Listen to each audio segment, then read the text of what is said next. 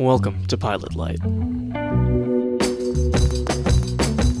Hello, my name is Thatcher Whedon, and tonight we bring you something a little different than your traditional, oh, that's a podcast adventure. For the past couple of years, we've been able to produce OtaP, and it's been a lot of fun. However, we've come up with some ideas that don't necessarily fit the OtaP mold, which is where this program, Pilot Light, comes in. For those who may not know, a pilot is an episode of a program designed specifically to pitch people on it. It introduces characters, concepts, locations, all the things that are key to a TV show, but still leaves enough wiggle room for things to be changed in case there are any edits or things that need to be made. Pilot Light is OtaP's own pilot program. Maybe these shows we make here under Pilot Light will go somewhere, maybe they won't, but at least they got made. So let's talk about tonight's Pilot Light special, shall we? Tonight's show is called The Good, the Bad, and the Purely Hypothetical. It's a concept we've been working on for about half a year or so. The basic idea of the show is there are these mad scientists that are discussing these strange hypothetical situations using science and other knowledge that they have. The idea itself arose from a fun conversation that I had with some friends, and the conversation ended with the phrase, "Oh, this would be a fantastic podcast." This idea was tossed around for the rest of the summer until September, where we got together, arranged a meeting, fleshed things out a bit more, and finally sat down and recorded. Of course, then I had the Halloween block, so this is why we're hearing it at the end of November. The group itself consists of those two original friends who are very into science and are a little unhinged and love having debates over how to take over the world, which they're totally not serious about. It also includes myself because I also like science and debating, and finally it includes our fourth friend who we brought in as sort of a morality referee to help rein the other people in. And that's pretty much all you need to know about the pilot. We may continue this idea in the future, or maybe we'll let it sit for a little while longer. The whole purpose of Pilot Light is to just start a fire and see how bright it burns. So, I'll stop talking and let you enjoy the show. So sit back, relax, and please, enjoy the good, the bad, and the purely hypothetical.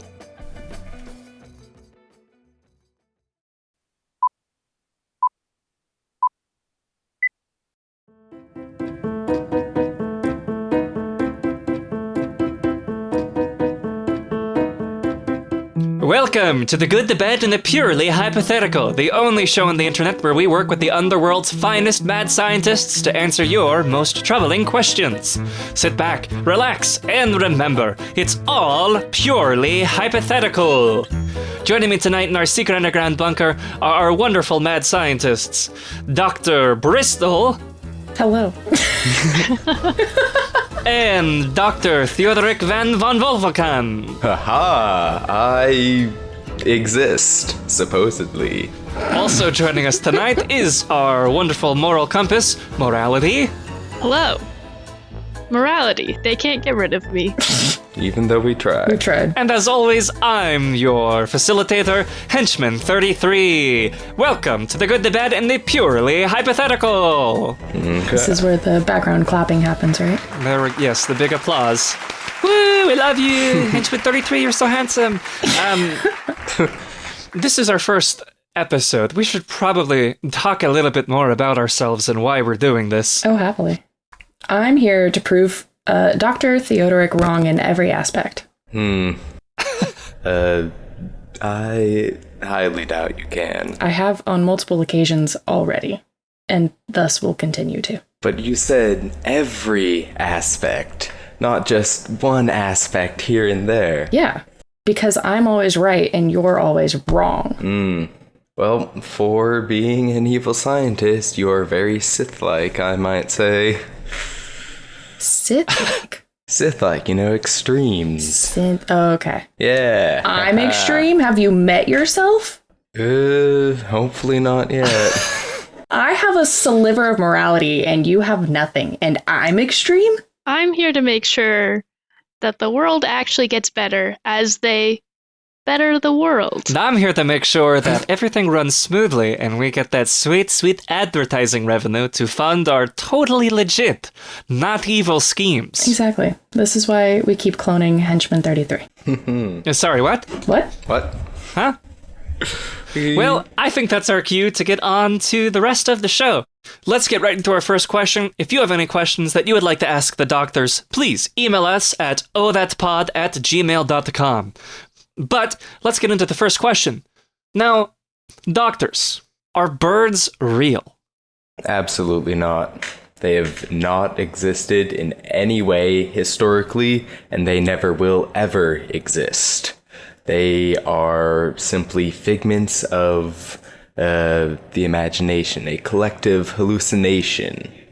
I would counter that they're not hallucinations and more of just robots that we've created to maybe, possibly, not really, spy on everyone. Yes, the government drones is probably the more popular leading theory on the internet. Like, have you ever caught one and cut it open? There's a bunch of wires inside of it. At least the ones I've caught. Have you ever caught a bird? It's not possible because they aren't real. I have cats, and they catch robot birds. There was one in my house this morning. I held it in my hands. Exactly. The robot bird or the cat? Bird. I have not held any cats today. But was it robotic? Yes, that's what I'm saying. It's a robot bird, not a hallucinogen. It's a robot bird. Not a hallucinogen, a hallucination. There's a very Same big thing. difference. Hear me out. If you eat a bird, you could start hallucinating things, making the bird itself a hallucinogen. If they ate You shrimp. might be right there. You might be right there. I am. See, you're already admitting Is a bird a hallucinogen? Well, wait. It's still the idea of a bird. Even though it's not what the normal person might think, it still is a concept of a bird. So one could argue that through the concept that birds do exist.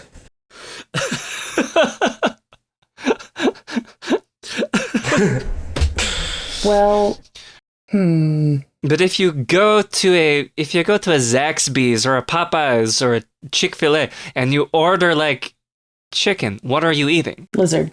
Dinosaurs. Dinosaurs aren't extinct. Go on. They aren't extinct. They're just small and have feathers taped onto them or glued onto them or whatever. Those are robots. Wait, hold on. So you're saying that dinosaurs are birds? No, I'm saying birds are dinosaurs that just have glued things. So then dinosaurs don't exist either, according to you. Dinosaurs are a hallucination as well. No. And in theory, also hallucinogens if you eat them. Jurassic Park 5. That's all you need. You just walk around in circles in a maze thinking that you're seeing dinosaurs. And in actuality, you're just walking through a maze. You just had a Chick-fil-A sandwich. Exactly. Hallucinogens. Hallucinogenic birds. So that's why I'm here. Are you a bird? You mean cosmically or like just in the room? In the room. I apparently had hallucinogens. Did you see a bird today? No, I had a chicken sandwich. Chicken sandwich. So in theory, you saw a bird because, the chicken came from a bird and you ate the chicken. And so... Not if I closed my eyes while eating. Did you? It's not like you would know. This does bring up the question about tactile hallucinations. Oh, that's a good idea. We can... Oh! Okay, hear me out. We put like fake hallucinogenic poop inside of them so that when they go flapping around everywhere, they leave it everywhere. And then when it gets rained on, it becomes airborne. And then everybody is under the hallucinations. Oh. Right? Is it possible to wire up enough mass hysteria so that everybody hallucinates the same thing? Or are you just trying to cause just general disruption of the populace? You would have to do amount of time of subliminal messaging throughout the entire world for that to work, but I think it's possible.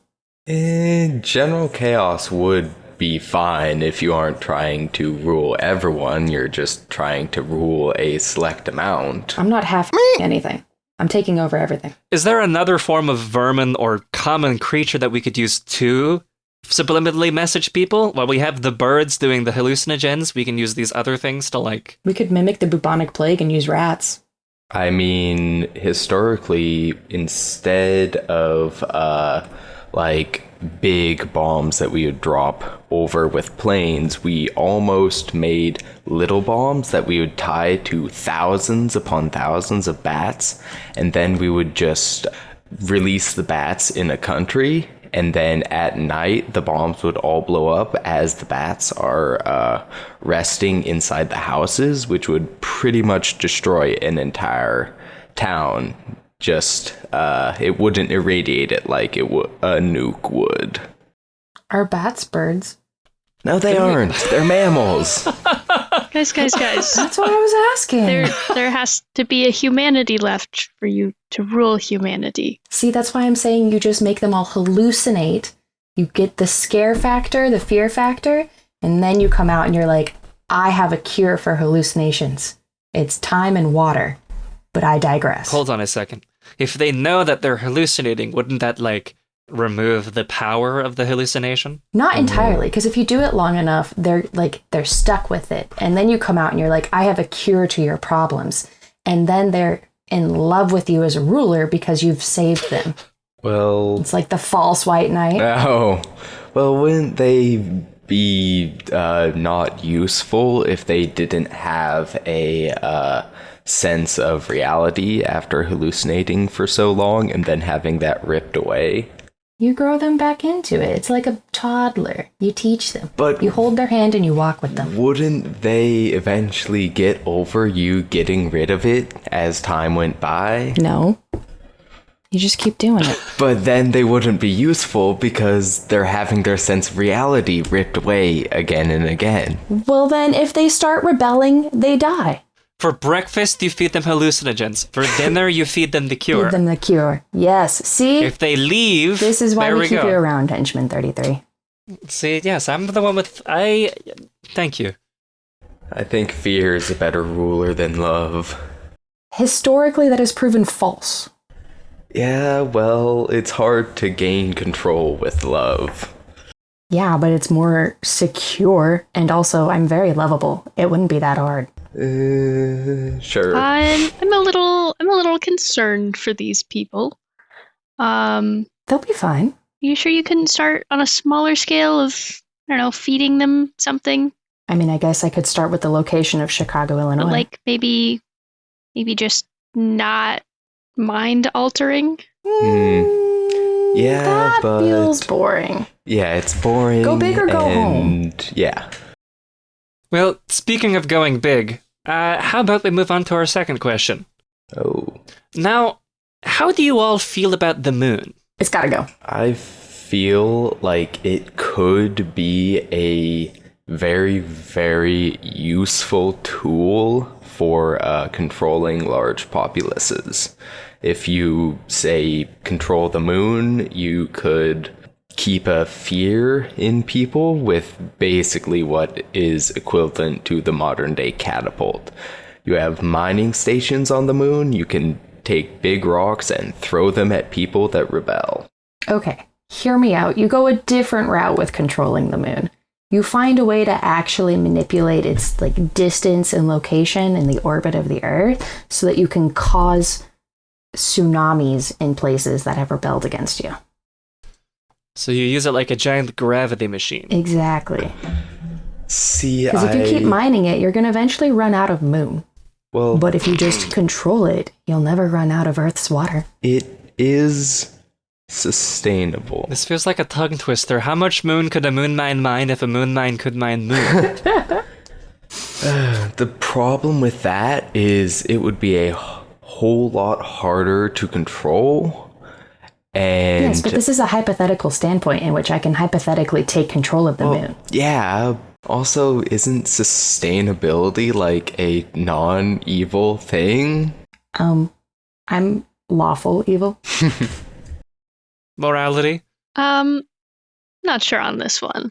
But I do have to say something that's come to mind as, not a scientist myself, but conceptually, if you threw enough small pieces at the moon at Earth, but not very hard, theoretically you could get them to just stay kind of in the outer atmosphere, or in orbit even, and create a little protective ring around Earth, like Saturn's rings. And I think that would be a great and helpful use for the moon. Womp womp. Or, if you keep chucking them at Earth, it'll increase the Earth's mass and gravity. Would they not burn up before they even got there? Our atmosphere is a little... Hold on a second. We'd have to get rid of that for a moment. If they're big enough, they wouldn't, or if they're moving fast enough, they wouldn't burn up. Or if you target that hole in the ozone. Or that. That's true. That's not that difficult. It's getting bigger by the minute. Yeah. I thought it was shrinking. Was it? I thought that's what I heard. No. The ozone layer I thought it was getting bigger. is, to my knowledge, it is in fact, well, not really shrinking. There's holes. There's holes in it. No, it's shrinking. Are there just more holes? But overall shrinking, the yeah. big hole is overall shrinking. Mm-hmm. God. It's getting smaller and smaller. We're doing better. No, we'll have to stop recycling. Recycling doesn't do anything anyways. I don't think recycling was the thing with the ozone. It was like PFPs. Then build more steel plants. We only have until the middle of the century until it's back together. Oh, that's not that far. We'll have to stop that. We have lots of time. So we have plenty of time to break apart the moon and chuck it at the Earth. Yeah. But also take into consideration, if you get rid of the moon or take it apart, it'll probably mess with the tides on Earth. Exactly. And that doesn't seem particularly great. We don't need fresh water or fresh ocean water. It's seawater. Last time I checked, the ocean was made of salt water. It's like not stagnant. That's what I'm getting at. Are those facts confirmed in the last 4 years? That the ocean is What's salt that? water? The ocean isn't The ocean is salt water. I have a peer-reviewed study. 3 of my friends went out and licked the water. It tastes like salt. I think that's evidence enough. Is it henchmen 30 through 32? Yes. Are they still alive? Doubt it. Yeah, I think so. So we have 1 vote to destroy the moon, Unfortunately. and another vote to use the moon to destroy others. Exactly. I'd say the destroy is also a part destroy others vote. Okay. Yeah, but if you destroy the moon, you're gonna lose Earth to rule over. Not necessarily. Not necessarily. I mean, you can't control the tsunamis, and what if it takes out your headquarters? Because you got rid of the moon. I imagine it would just be like one big tsunami. It would be a lot. I've seen If you enough movies. if you destroy the moon all at once, if you just boop, bye moon, it would just I think it would just equalize. I don't think it would keep on going. We can test it out. It would probably, in some areas, go way in and then slowly equalize. Because the force behind the equalizing would be greater, because it would build up over time than would be needed to just make it all even. So there would be probably a big wave, and then it would slowly become even. Probably. We don't have evidence because it hasn't And what if that happened. even is just taking over all of the land as the ocean slowly rises over the last century?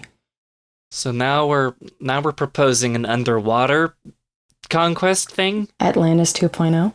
Atlantis 2.0. Atlantis wasn't underwater, or it was when it was a functioning city. It was on land, and then it went underwater. According to the movie, they had a shield and were underwater. I think I could mimic that. Well, would it really be Atlantis? Or, hear me out, we just create mermaids, and then you don't need land because you're automatically underwater breathers. Okay, that's a valid point, though. You just have to, merge human and some specific fish genetics. Maybe dolphins. They're intelligent. But dolphins don't have gills. They just have lungs that are good at storing air. That's true. So you would have to add another genetics into it to keep them smart. Well, no, we don't need dolphins at all. Screw dolphins. Yeah, but dolphins can go a lot faster than fishies. So I'm thinking for the speed. Depends on the fish. It very much does. That's true.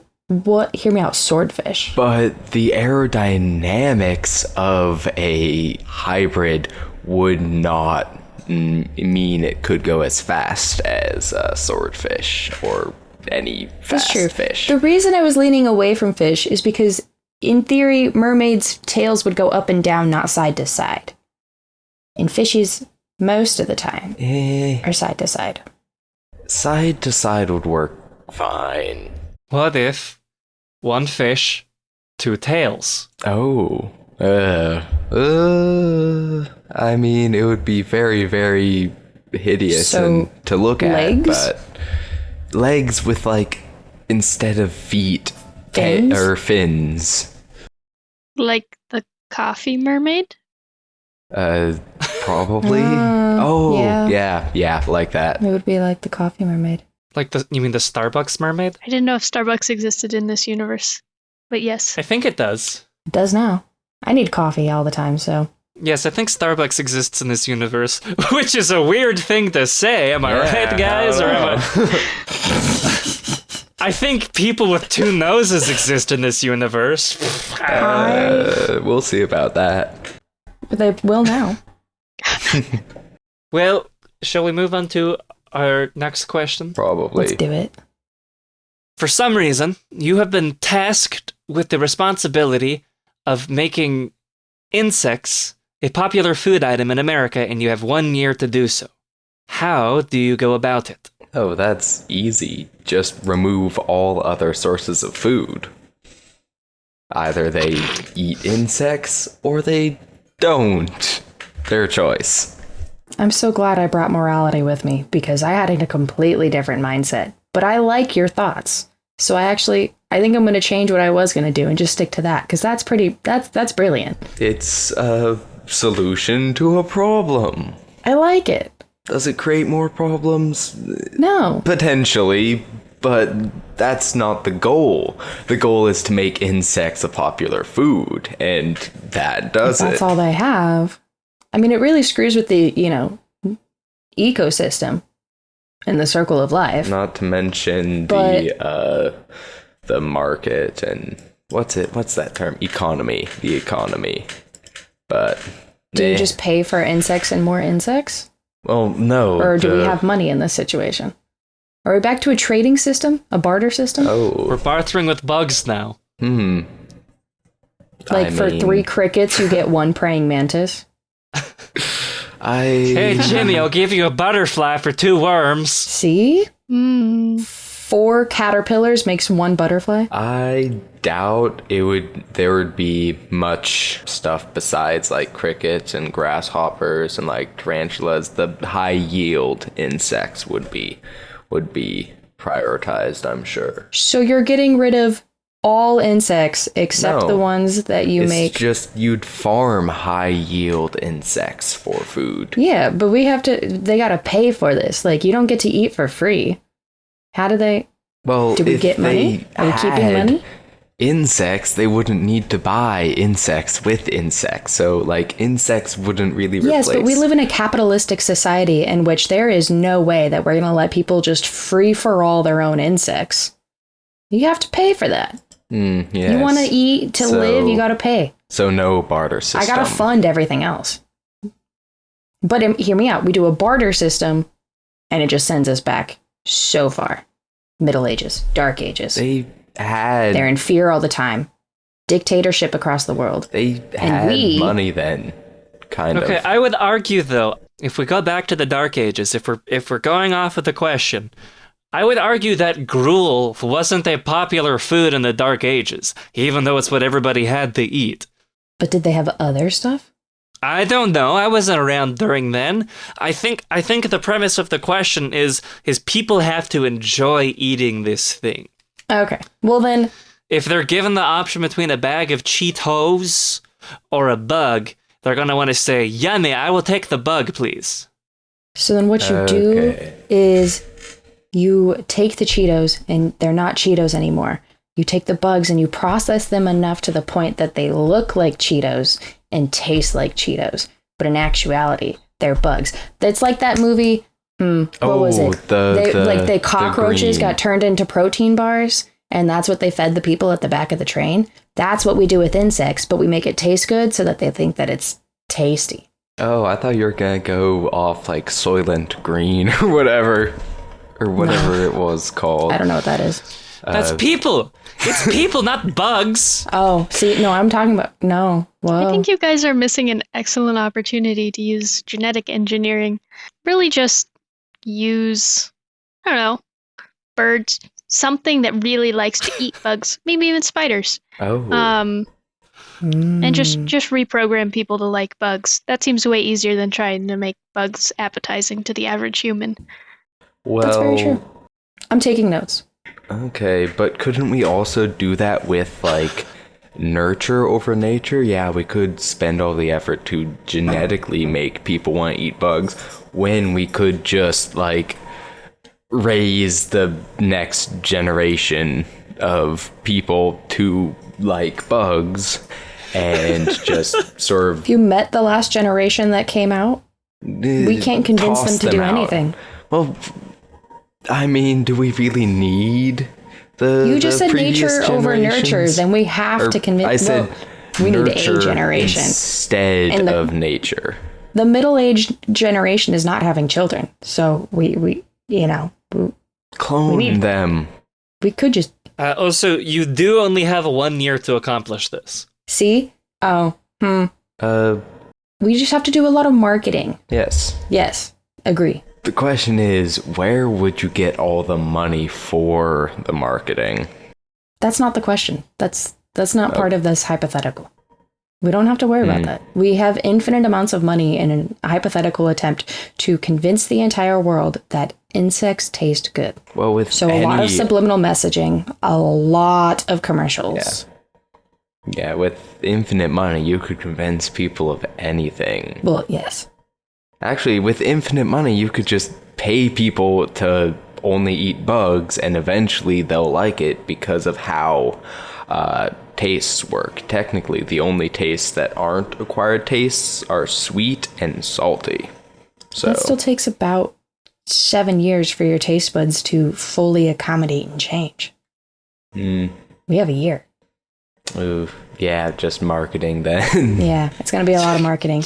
Create a time machine to go back continually 7 times. You know, speaking of time machines, I think we should create a time machine and send Henchman 33 back into the dinosaurs to collect some samples for us about the chickens. Time only flows forwards. You cannot go back with a time machine, only forwards. Yes, in order to create a time machine that would go backwards, we would have to really rethink some physicsy stuff. Yeah. Time is soup. You what? Time is a soup. Oh, I thought you said I miss soup. I do actually miss soup. I miss him too. It's soup season. Sorry, time is a soup? What does that mean? Time is a soup. It means that time is soup. It has a bowl vegetables, it has plants, it has meat. No, you can't just say time is soup. That's like saying a tennis course is a peach. That makes no sense. No, it does hear me out. Instead of time being a circle, like a constant loop that goes round and round, time is just a bowl of soup where you can put a spoon in it and you can stir it up and you can mix it out and you can go in and you can access every part of it. Only if you're moving at the speed of light is it a soup. Just saying. If you haven't actually gone anywhere in time, you can't tell me that I can't go backwards. You can only tell me I can't go backwards when you have successfully attempted to go backwards and did not. Until then, it's just a hypothetical that you can't go backwards. See, there is a lot that is flawed with that, but it supports itself. Yes, it does. Physics was not a thing, it would be perfect as an argument. You can't disprove a negative. Yes. Which is why it's flawed. It's only soup if you're moving at the speed of light. You haven't proven that. However, the closer you get to the speed of light, the slower everything else gets. So really, Yes. technically, you can't ever really get to the speed of light, because in order to get to the speed of light, you need more energy than what exists in the universe. Yes. Mm-hmm. But if you were somehow able to get to the speed of light, all time would happen at the same time for you. So time is soup. Or all time for you would happen at the same time for you. Which is gross. Time wouldn't really exist. It would be a meaningless concept. Well, at that point, you don't even need time. Yeah. One could be argued that time is already a meaningless concept. Honestly, it is. For us, yes. All this talk about time, I think, brings us to our final question for this episode. You are immortal. However, there is something else that is immortal, and it is a snail. If the snail ever touches you, you will immediately die, and the snail cannot be killed. How do you address the immortal snail? You don't. The fastest a snail can move is 0.03 miles per hour, which means that it would take 33 hours for a snail to travel 1 mile. So if I just keep going across the United States back and forth, it would take 10 years for the snail to reach me from one end to the other. And if I really wanted, I could just go across the water, and the snail would likely have to either float or go across the bottom of it, which would take even longer. So you just keep traveling. But couldn't it, ambush you? It would be... Or could you just, kill all snails, and then if you see a snail, avoid it? Just never go near The snails. snails are like spiders. You're always within 3 feet of a snail. Yes, how big of a snail would it be? It's a snail. That is not specific. It could be anywhere from, under a What is the centimeter biggest to, snail that you've seen? 2 feet. Well, some certain species of snail can get really big, I will say. The largest recorded specimen of a snail was 15.5 inches. That's pretty big, I will say. And it was recorded in 1978, meaning they have not gotten bigger since. Yeah, but I'm not concerned.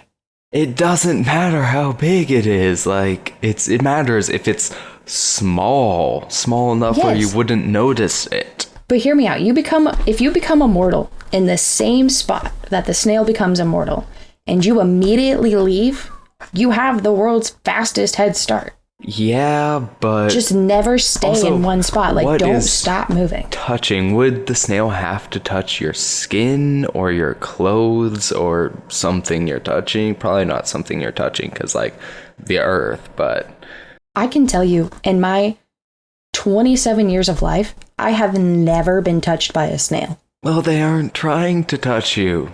I know, but I'm saying I have successfully avoided it up until this point, to not even step on a snail, to touch a snail. Well, I won't even touch slugs. I think I can successfully, if continually traveling for the longest of time, avoid being touched by a snail that moves at 0.03 miles per hour. What if it just has to touch your clothes and you step on it and it counts through your shoe? I just said I've never stepped on a snail. I won't start now that I could potentially die over it. Well, if it was a really, really, really small snail, then you wouldn't notice. Then we just put them in a box. Yeah, why don't you just put him in a box? But you forget about the box, and he gets out of the box. Well, then you make it a box that has no way of getting out. It's completely sealed. You put it in a glass box, and then you seal the top of it, liquefy the glass or add more glass to it, seal it, and then you put it in a corner, in a closet, in a house that you continue to pay on for years and years to come, and just leave it there. Okay, but everything decomposes after an amount of time. Put it in a metal ingot and put that ingot inside of some 1,000-pound coffin with some 1,000-pound lid, and then And then throw it in the ocean? put it in probably the most isolated area, say the Himalayas or something, way up. No, you put it Buried underwater. deep in. The deepest depths of the ocean. Mariana Trench. Mariana? Yes, Marina? water. Mariana. Something snails are known to abhor. But if he's inside of an ingot, inside of a casket that has 1,000-pound lid on top of it, and you drop it into the ocean, no matter, he's immortal, he's not super strong, so he'll just live forever, but he can't get out of that. Well, eventually, I'm sure the forces of nature would break through it. So, You know what? No, we're gonna make this more interesting. We're getting rid of the snail. We're getting rid of the snail idea. It's been done today. Lobster. oh, Immortal lobster. couldn't you just not go in water and you'd pretty much be good? Because you would very easily notice a lobster coming towards you on land. They're very fast in the water, but like, what are they gonna do on land? And it couldn't be sneaky because it's much bigger than a snail. Plus, it can only live outside of water for a few days. Yes, But it's immortal. But it's immortal! That's true. and lobsters never stop growing. Oh, good. Oh. Well, it would have to constantly eat to keep growing because it's immortal, but it would still need mass to grow and energy. What if, for the better of everyone, you just put him in space when he's a little lobster? I But support this. What if you make a position? What if you hire people to take care of the lobster for you? That way you're creating jobs. I feel like launching it into space Also exceeding creates the jobs. speed you'd need a lot of effort to get it to exceed the speed that would be required for it to go outside of the solar system. Bruh, NASA has been doing that for a while. We just send it to keep going. Like, you just if you put an object in space and it's moving, it won't stop. Until it hits something else. To exceed the solar system, you do need to reach a certain speed, otherwise it will get caught in the sun's pole. And then he is stuck in permanent orbit around the Earth. Or around the sun. Around the sun, what if it hits the Earth again, huh? Well, if you send it all the way out, because we've gotten to Pluto, so you just send it to Pluto, and it hangs out over there with, like, those planets, I think you'd be fine. It might make its way back eventually. Yeah, and by that point, everything has advanced, and you can fully spend the rest of your immortal life on Earth preparing for the return of the immortal lobster. Yeah, but what are you gonna do? You're not gonna be able to kill it. You don't have to. Here, this is when we break up the moon and turn it into a bunch of little rocks, and it surrounds Earth. We've created our shield against the lobster. See, why do that with the moon, though? You could just mine the materials of Earth or Mars or something and form a shield. There's an asteroid belt not that far, right? We could just take from there. Yeah, it's decently close, but yeah. It would be much easier to create an asteroid field around Earth from the moon than from Earth. Easier, yes. Yeah. But does the moon have enough material to form a decently sized field? Probably. It's got a lot. It's very big for a moon. I mean, yeah, but it's also, there's a lot of holes in it. A lot of air bubbles. Yes. And also, so assuming that we create this shield of rock around the Earth, would it get colder? Absolutely. Like overall Earth because it's blocking like the sun? Well, Yes. I mean, yeah, but you're immortal, so you won't die. I'm not thinking about me. Unless the rocks like bounce the heat back to the earth. That's not how that works. Well, the heat wouldn't get into the atmosphere. That's why it would be colder. So We just return Earth to an ice age and live happily ever after. yeah, sounds good. Yeah, I'd survive an immortal snail/lobster. But would you thrive? I am always thriving. Or, backing up to far less drastic measures, for a snail in particular, couldn't you just solve this problem with like a circle of salt? It's immortal. But like, he'd still get real crispy and immobile if you salted him. Yeah, but it would grow back. Yeah. Immortality, it's not just not being... Oh, although actually, unless you would consider... So just put it in a jar of salt and close the jar. Oh. I feel like that would be a pretty good temporary one, and you could just, replace the jar every so often to keep it from breaking. Okay, hear me out. You put them in a jar of salt. In another jar of salt. You create a rocket, and you send it into space. And inside of the rocket is just all salt.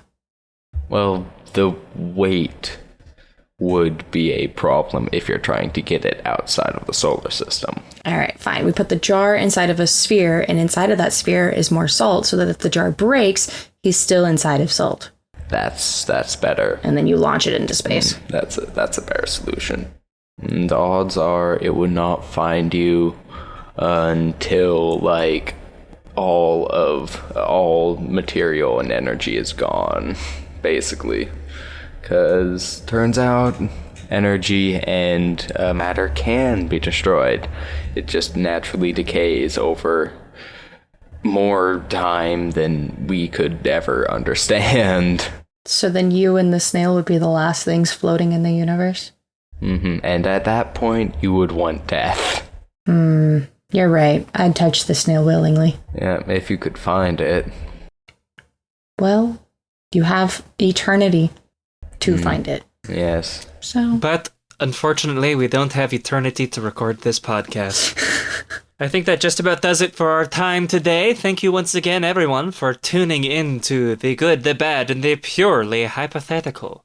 If you like what you heard, please leave a review or a comment. And, as always, if you have questions for our scientists, please send us an email at odatpod@gmail.com. Maybe we'll get to answer it. Ooh! But that's all the time we have for today.